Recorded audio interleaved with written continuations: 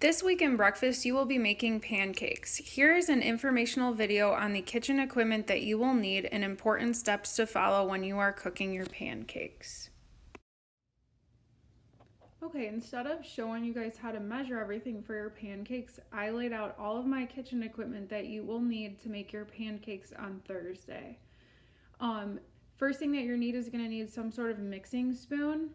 I also have a butter knife. I'm going to use the back end of that to level out my dry ingredients just because I don't have a straight edge spatula. So I'm going to use the back part of it since it is a flat surface to kind of level off my ingredients when I use my dry measuring cups and my teaspoon. I have 1 teaspoon. I'm going to need to use that for my salt, baking soda, and also my baking powder. I have my liquid measuring cup. I'm going to be using that for my milk and my white vinegar when I make my buttermilk. I have my 1/4 dry measuring cup and my 1 dry measuring cup, my 1 cup. That's both going to be used. My 1 cup, I'm going to use that to measure out my flour, and my 1/4 cup, I'm going to be using to measure out sugar. The next thing you're going to need is a whisk. Because for step 3 of your recipe, you are going to have to whisk the egg and your butter, your melted butter, into your buttermilk mixture. I also have my turner, or you guys always call it a spatula, in order to flip my pancakes when they're ready to be flipped. I have 2 mixing bowls. You are going to need 2. You're going to need 1 mixing bowl to mix together the white vinegar and your milk to let that sour.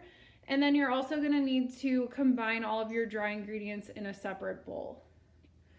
The final thing that I have is this flat griddle pan.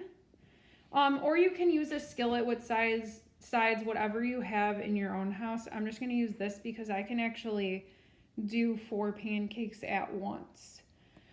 So that's the equipment that you're going to need to use. Also, if you have cooking spray or if you have a little bit of extra butter to grease your pan so that it's easy for you to get the pancakes off the pan when they're ready to flip. Okay, so one thing you're going to want to do is you're going to want to make sure your pan is greased. I'm going to heat up my pan at a medium to low heat. It's important that you heat this up so that when you do pour your pancakes on, that they start cooking. You also want to get your grease that's on your pan heated up so that your pancake batter doesn't stick to the pan. So I'm going to let that heat up for about a minute or 2. I have my batter ready to go.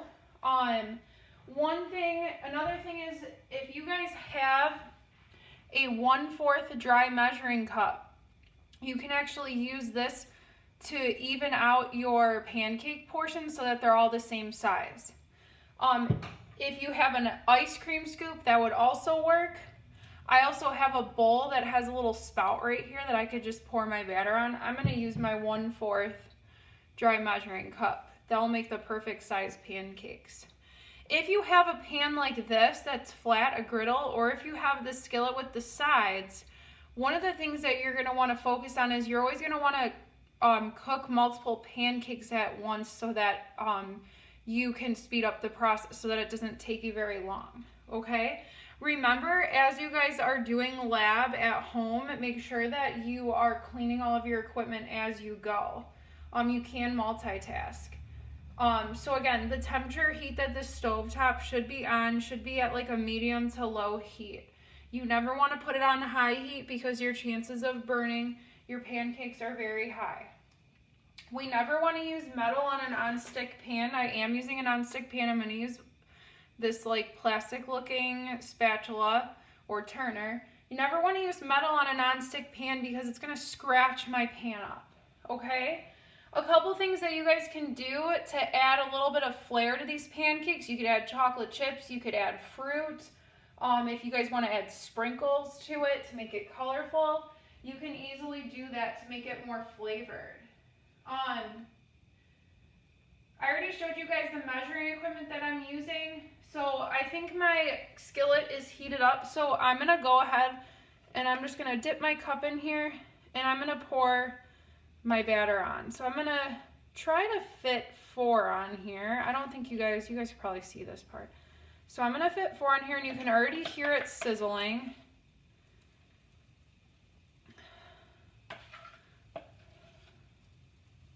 Okay, so I'm making 4. My batter's pretty much done. So I'm making 4.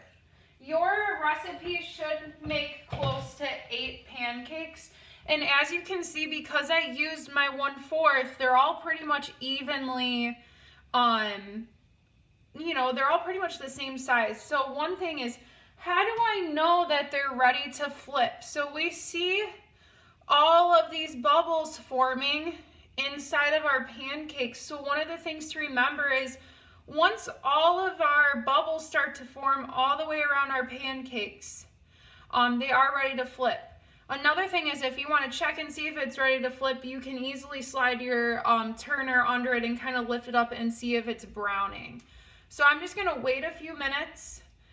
In between, if you guys are making more than 4, in between you do want to grease your pan. So make sure that you spray your pan, or if you add butter to it, that's fine. Just make sure the heat is no more than medium, making sure that you're spraying it over a garbage can or over a sink.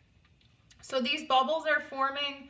I'm going to give it a couple minutes. If you want to add your chocolate chips or your fruit, now would be the time to do it.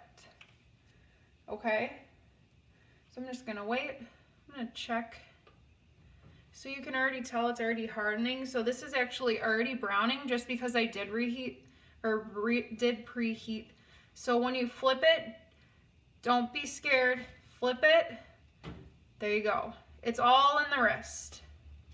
So again, if you flip it and it's not turning brown, or if you flip it and you go to like cut into your pancake and it's not cooked all the way, you definitely don't want to eat that because there's raw eggs inside of our pancakes. So once they start cooking, I always like press them down a little bit. And you can tell that they're already like turning brown. This one I might flip again just to get that a little bit more goldy. But you guys can see these ones are a little bit more cooked. So I'm just gonna wait. I'll flip them over again, make sure both sides are brown, and that's basically how you make pancakes. It's really easy. You guys did this in intro, so you should have no problem. I hope you guys enjoyed this. Please answer the questions that go along with this. Thank you.